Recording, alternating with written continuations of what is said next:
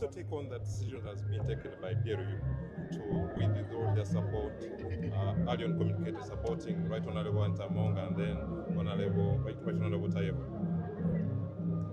There will be other decisions probably to be taken, but I think the PLO simply said that they will abide by the decision of the head of state, who is the chairman of NRM.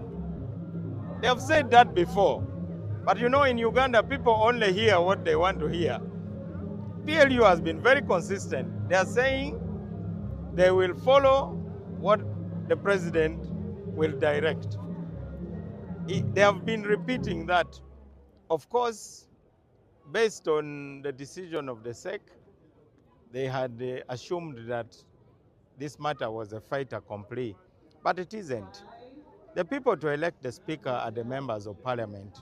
The president can guide, but ultimately, the parliamentarians should not act as if they lack agency.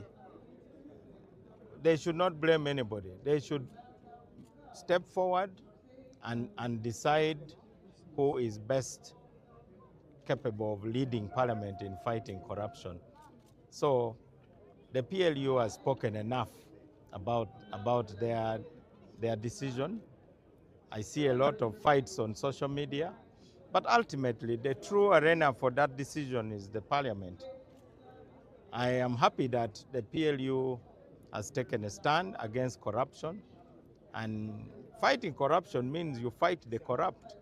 You cannot say you're fighting malaria and then you're a friend to mosquitoes, because it is mosquitoes who carry malaria.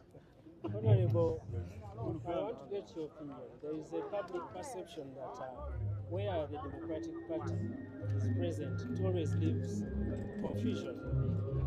What is your say? Thank you for that opinion.